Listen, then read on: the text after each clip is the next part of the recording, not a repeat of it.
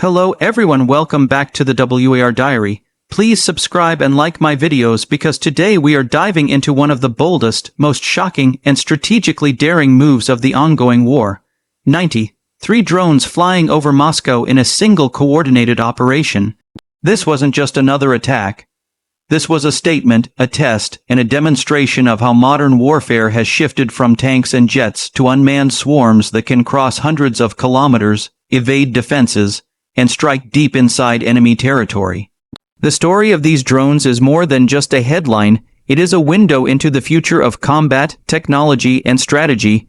So let us break down how Ukraine pulled it off, what made it possible, and why it matters so much. From the exterior, the first thing you notice about this operation is sheer scale.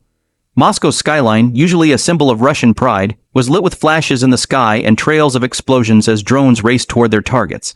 93 drones do not look like a random strike, they look like a swarm, an orchestrated wave meant to overwhelm radar and missile systems.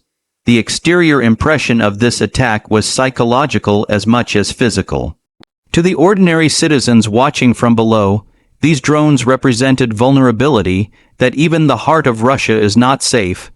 The Russians saw not just machines in the air, but symbols of reach, defiance, and resilience. The exterior picture is of a capital city under siege, not from conventional armies rolling in, but from small, affordable, but deadly machines that can cross borders unseen until the very last moment. But the interior of this operation is even more fascinating, because it reveals the depth of planning, design, and adaptation. Inside the Ukrainian drone program, engineers have taken commercially available technology, combined it with custom-built navigation systems, and armed it with explosive payloads designed specifically to bypass defenses. The drones used are not identical. Some are larger with extended range, some are smaller for deception, and others are packed with warheads optimized for infrastructure targets. The interior story is also about communication systems. These drones are not simply pre-programmed to fly in one direction. They are coordinated, often updated mid-flight, using GPS guidance, terrain mapping, and in some cases even satellite data. This level of sophistication allows a swarm of nearly 100 drones to behave less like individual machines and more like a unified force. The interior also reveals another layer. Ukrainian forces are adapting constantly to Russian countermeasures. For example, when Russia tries to jam signals, Ukraine has modified drones with anti-jamming systems or programmed them to continue their mission autonomously. When Russia places air defenses around strategic sites, Ukraine sends waves of decoy drones first to force the defenses to fire, then follows with heavier strike drones that reach the target. The interior dimension is the real story, an ongoing battle of innovation, adaptation, and resilience. It is not simply about drones flying, but about a system of warfare that relies on brains as much as on hardware. It is also a reminder that modern war is not fought only in the skies or on the ground, but inside laboratories, workshops, and computer codes, where each update makes the next wave more effective. This interior complexity is what transformed the Moscow operation from an isolated strike into a historic event that exposed the gaps in one of the most heavily defended capitals in the world. The performance of the 93 drones was extraordinary given the risks and challenges.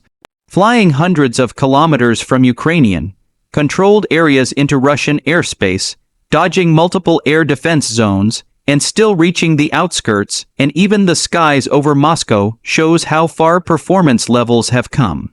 These drones had to carry sufficient fuel or batteries to sustain long flight times, maintain stable navigation despite jamming, and still deliver payloads accurately. In performance terms, they achieved what many thought was nearly impossible. Russia has boasted of advanced systems like S-400 missile defense and layered radar networks, yet the performance of the drones exposed cracks in that armor. Even if some drones were shot down, the fact that dozens made it through showed that performance was not only about speed or stealth, but about swarm tactics, numbers that overwhelm defenders. Performance also includes efficiency. For the cost of a single Russian missile fired at them, Ukraine could launch multiple drones. This imbalance makes the operation not only militarily effective, but also economically sustainable in a long war. Safety features may seem like a strange term in the context of drones designed for warfare. but in fact, these machines are built with safeguards that ensure they reach the mission target rather than failing prematurely. Many Ukrainian drones are built with redundant systems, dual GPS modules in case one is jammed, backup communication channels, and self-destruction mechanisms so they cannot be captured and reverse-engineered by the enemy. Safety also extends to the operators. Because these are unmanned, Ukraine does not risk the lives of pilots or soldiers in deep strike missions. The drones themselves have safety programming to avoid accidental crash landings in Ukrainian territory, and if compromised, to detonate harmlessly away from civilians. These features underline that while the drones are offensive tools, they are engineered with control, reliability, and operator protection in mind. In essence, the safety feature is the guarantee that every drone either completes its mission or denies the enemy any advantage. Unique selling points of this drone operation make it stand out even more. First, it is the largest single drone attack on Moscow in the war so far, 93 units working in one coordinated strike. Second, it is not a random show of force but a strategic message. Ukraine can strike the very heart of Russia, not just border towns or occupied territories. Third, the drones embody asymmetric warfare at its peak, low-cost mass-produced technology defeating billion-dollar defense systems.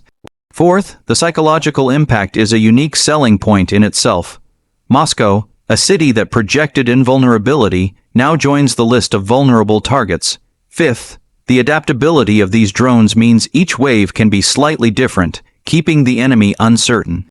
Unlike traditional aircraft or missiles that follow predictable paths, these drones can vary altitude, route, and timing, creating a nightmare for defenders. The unique selling point is therefore not just technology, but unpredictability and resilience. If one were to assign a price to this operation, it becomes even clearer why it was effective. Each drone, depending on its type, may cost anywhere between a few $1,000s to tens of thousands, still far cheaper than missiles or fighter jets. Multiply that by 93, and you have an operation costing perhaps in the low millions, compared to the billions Russia spends maintaining and firing air defense missiles, scrambling jets, and deploying countermeasures. Price in this sense is not only monetary, but strategic. Ukraine is trading cheap offense for expensive defense. The price is also psychological. Moscow's leadership now has to consider the cost of defending every building, every critical installation, every night, against swarms that could come again at any time. The price of insecurity is far greater than the cost of each drone. This asymmetry is why Ukraine's drone operations are changing the balance of the war. In conclusion, the 93 drones over Moscow represent more than just a single bold operation. They symbolize the transformation of warfare in the 21st century. They show that creativity, engineering, and determination can overcome raw firepower. They reveal that even a superpower can be made vulnerable through innovation. They send a message not only to Russia but to the world. Wars are no longer won only by tanks, planes, and soldiers, but by who can adapt faster, build smarter, and use resources more effectively. Ukraine's strike over Moscow will be remembered as a turning point, a demonstration that drones are not the future of war, they are the present. And as the war continues, one question remains.